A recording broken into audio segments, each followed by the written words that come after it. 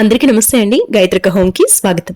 చొల్లంగి అమావాస్య రోజున మనం ఏ పనులు చేస్తే మంచిది, ఎలాంటి పనులు చేయకూడదు అనేది అంతా కూడా ఈరోజు వీడియోలో మీతో షేర్ చేసుకోబోతున్నాను. అసలు చొల్లంగి అమావాస్య అంటే ఏమిటి, చొల్లంగి అమావాస్య ఎప్పుడు వచ్చింది అనేదంతా కూడా ఈరోజు వీడియోలో క్లియర్ చేస్తున్నాను. అలాగే ఈ రోజు చేసుకోదగినటువంటి పరిహారాలు ఏంటి అనేది కూడా ఈ రోజు వీడియోలో మీతో షేర్ చేసుకుంటున్నాను. వీడియోని ఎక్కడ స్కిప్ చేయకుండా చూడండి, అలా అయితేనే మీకు డీటెయిల్గా అర్థమవుతుంది. మన ఛానల్ని ఫస్ట్ టైం చూస్తున్నట్లయితే వెంటనే సబ్స్క్రైబ్ చేసుకుని పక్కనే ఉన్న బెల్ బటన్ని యాక్టివేట్ చేసుకోండి.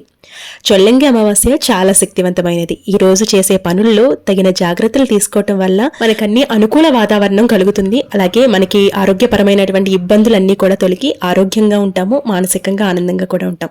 పుష్యమాసంలో కృష్ణపక్ష అమావాస్య తిథిని చొల్లంగి అమావాస్య లేదా మౌని అమావాస్య అని కూడా అంటారు. ఈ సంవత్సరం మౌని అమావాస్య అంటే చొల్లంగి అమావాస్య మనకి జనవరి 29 బుధవారం నాడు వస్తుంది. ఏడాది పొడవునా చేసే అమావాస్యల్లో చొల్లంగి అమావాస్యకు విశేష ప్రాధాన్యత ఉందని గ్రంథాలు చెప్పబడ్డాయి. ఈ చొల్లంగి అమావాస్య రోజున తమ మాటల విషయాల్లో చాలా జాగ్రత్తగా ఉండాలి. ఈ రోజున మీ మాటలు మనసుపై నిగ్రహాన్ని కలిగి ఉండాలి. మౌని అంటే మౌనంగా ఉండటం, అంటే స్నానం చేయటానికి ముందు ఏమీ మాట్లాడకుండా ఉండాలి. మీ చేతల ద్వారా ఎవరికి కీడు చేయకుండా ఉండాలి. వాగ్వాదం తగాదాలకు దూరంగా ఉండాలి. చొల్లంగి అమావాస్య రోజున మౌనం పాటించటం వల్ల ఎన్నో రెట్ల పుణ్య ఫలితం అనేది లభిస్తుంది. మౌన వ్రతాలు చేస్తూ ఉంటారు కదండి, అలాగే చొల్లంగి అమావాస్య రోజున కూడా మౌన వ్రతం పాటించడం చాలా ఉత్తమం. ఈ రోజున పొరపాటును కూడా ఎవ్వరికి అబద్ధాలనేవి చెప్పకూడదు. అలాగే ఈ రోజున సాధన తపస్సు చేయటం ద్వారా భగవంతుని యొక్క ఆశీర్వాదం లభిస్తుంది. భగవన్ నామ స్మరణతో ఈ రోజంతా గడపటం వల్ల మనకి ఎన్నో రెట్ల పుణ్య ఫలితం అనేది మనకి లభిస్తుందండి. ఈ చొల్లంగి అమావాస్య రోజున చేసే స్నానానికి కూడా ఎంతో ప్రాధాన్యత ఉంది. గంగా స్నానం చేస్తే దానం చేయటం ద్వారా ఆయుష్ అనేది పెరుగుతుందట. అలాగే ఆరోగ్య ప్రయోజనాలతో కూడినటువంటి ఈ చొల్లంగి అమావాస్య రోజున భక్తులు తప్పకుండా ఈ చొల్లంగి అమావాస్య పూజ అనేది చేసుకోవటం వల్ల జీవితంలో ఆనందం, శాంతి, శ్రేయస్సు కలుగుతాయి. అలాగే ఆరోగ్యపరమైనటువంటి ప్రయోజనాలు కూడా ఎన్నో ఈ పూజలో ఉన్నాయండి. అలాగే చొల్లంగి అమావాస్య రోజున గడ్డం తీసుకోవటం, జుట్టు కత్తిరించుకోవటం, గోళ్లు కత్తిరించుకోవటం, మాంసాహారం భుజించటం ఇట్లాంటివి ఏమీ కూడా చేయకూడదు. ఇవన్నీ కూడా దరిద్రానికి దారితీస్తాయి. అయితే చొల్లంగి అమావాస్య రోజున తప్పకుండా నల్ల నువ్వుల లడ్డూలు, నువ్వుల నూనె, అలాగే ఉసిరికాయలు, నల్లని వస్త్రాలని పేదలకి దానంగా ఇవ్వటం చాలా మంచిది. పితృదోషాలు ఏమన్నా ఉంటే తొలగిపోతాయి. చొల్లంగి అమావాస్య రోజున శ్రీ మహావిష్ణువు వైద్య నారాయణుడిగా ఆవిర్భవించినటువంటి రోజు కాబట్టి చొల్లంగి అమావాస్య రోజున తప్పకుండా శ్రీ మహావిష్ణువుని పూజించటం వల్ల మనకి ఉన్నటువంటి పాపాలన్నీ కూడా తొలగిపోతాయి. అలాగే కోటి జన్మల పుణ్య ఫలితం అనేది మనకి లభిస్తుంది. అందుకే ఈ రోజున మనం ఎంత భక్తి శ్రద్ధలతో విష్ణుమూర్తిని పూజిస్తామో అంత చక్కని ఫలితం అనేది మనకి లభిస్తుంది. ఈ అమావాస్యకి రోగహరణ శక్తి అనేది ఉంటుందని పెద్దల యొక్క విశ్వాసం అండి. అంటే దీర్ఘకాలిక వ్యాధులతో ఎవరైతే బాధపడుతున్నారో అలాంటి వారు ఈ పూజ చేసుకోవటం వల్ల తమకున్నటువంటి రోగాలన్నీ కూడా పోయి శాశ్వతంగా ఆరోగ్యంగా ఉంటారు. అలాగే మానసికంగా కూడా ఎంతో ఆరోగ్యకరంగా ఉంటారు అని ఈ చొల్లంగి అమావాస్య పూజ అనేది చెప్తోంది. కాబట్టి తప్పకుండా ఈ చొల్లంగి అమావాస్య రోజున పూజ అనేది ప్రతి ఒక్కరూ చేసుకోండి, చాలా మంచిది. ఈ పూజ ఎలా చేయాలి అనేది నేను నెక్స్ట్ వీడియోలో మీతో డీటెయిల్గా చెప్పబోతున్నాను, మిస్ కాకుండా చూడండి అది కూడా.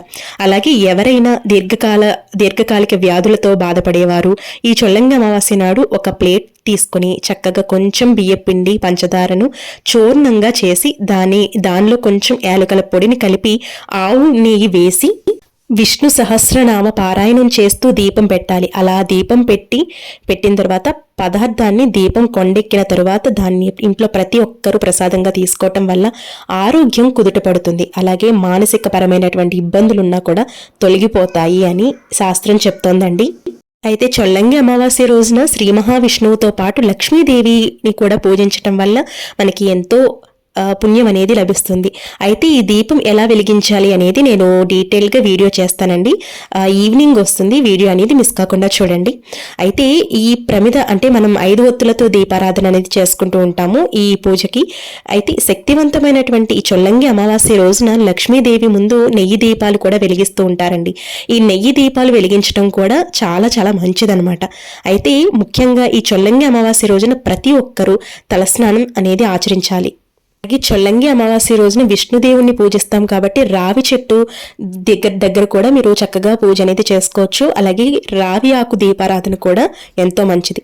రావి ఆకును తెచ్చుకుని మీ ఇంటి గుమ్మానికి కట్టుకున్నా కూడా ఎంతో మంచిదండి. ఆరోగ్యపరంగా కూడా ఎన్నో సైంటిఫిక్ రీజన్స్ అనేవి ఉన్నాయి. అలాగే చొల్లంగి అమావాస్య రోజున పొరపాటున కూడా కొత్త వస్త్రాలు వేసుకోకూడదు. పుణ్య నదుల్లో స్నానం ఆచరించి పూజ చేస్తే ఇంకా మంచిది. ఒకవేళ నది వెసులుబాటు మీకు లేదు అనుకుంటే మీరు స్నానం చేసే నీళ్ళలో కొంచెం పసుపు వేసి తలస్నానం చేసినట్లయినా కూడా చాలా మంచిదండి. అలాగే జాతకపరమైనటువంటి దోషాలు ఉన్నా కూడా ఈ చొల్లంగి అమావాస్య రోజున పూజ అనేది చేసుకుని జాతకపరమైనటువంటి దోషాలన్నీ కూడా తొలగిపోతాయన్నమాట. అలాగే ముఖ్యంగా ఆరోగ్యపరంగా ఏమైనా ఇబ్బందులు ఉన్నాయనుకుంటే ఈ అమావాస్య ఎంతో ఎంతో విశేషం అనమాట. ఈ మౌని అమావాస్య రోజున చక్కగా ఎవరికైతే ఆరోగ్యం బాగోదో లేదు అంటే ఏదైనా మానసికంగా బాగాలేదో అలాంటి వారు తప్పకుండా ఈ పూజని ఆచరించండి. తప్పకుండా మీకు విశేష ఫలితం అనేది లభిస్తుంది. అలాగే ఈ రోజు చిన్నపిల్లలకి నల్ల తాడును కూడా అమావాస్య రోజును కడతాం కదండి.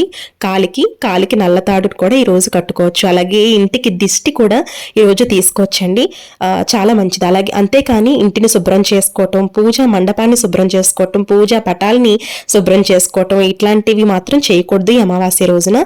ఈ అమావాస్య రోజున తప్పకుండా లక్ష్మీదేవికి అలాగే శ్రీ మహావిష్ణువుకి పూజ చేసుకోవటం వల్ల మనకి ఉన్నటువంటి సకల దోషాలు తొలగిపోతాయి.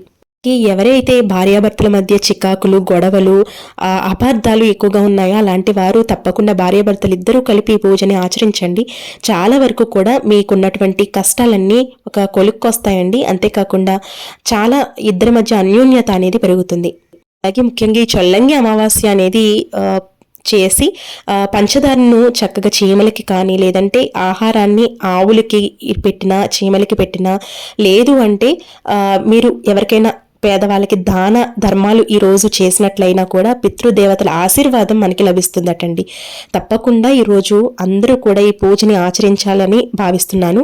అలాగే ఈ అమావాస్య నాడు స్వయంపాక దానం అనేది బ్రాహ్మణులకి దానం ఇచ్చినా కూడా ఎంతో ఎంతో విశేషమండి. ఎవరైతే మీకు దగ్గరలో బ్రాహ్మణులు ఉంటారో అలాంటి వారికి స్వయంపాక దానాన్ని కూడా చేసుకోవచ్చు. జనవరి 29 చొల్లంగి అమావాస్య అనేది చాలా శక్తివంతమైనది కాబట్టి తప్పకుండా ఈ పనులు అనేవి చేసుకోండి.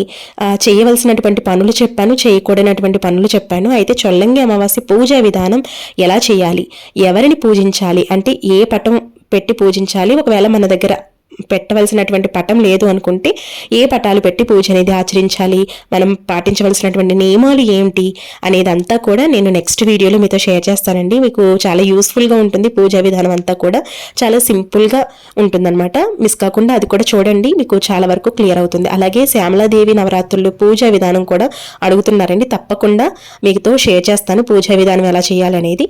అది కూడా మీకు చాలా యూస్ఫుల్గా ఉంటుంది. వీడియో నచ్చితే లైక్ చేయండి, మీ ఫ్రెండ్స్ అండ్ ఫ్యామిలీ మెంబర్స్కి తప్పకుండా షేర్ చేయండి. అలాగే మన ఛానల్ని సబ్స్క్రైబ్ చేసుకోండి. రేపటి ఒక మంచి వీడియోతో మళ్ళీ మీ ముందుకు వస్తాను. అప్పటి వరకు నమస్తే. Thank you for watching. మీ గాయత్రక్క.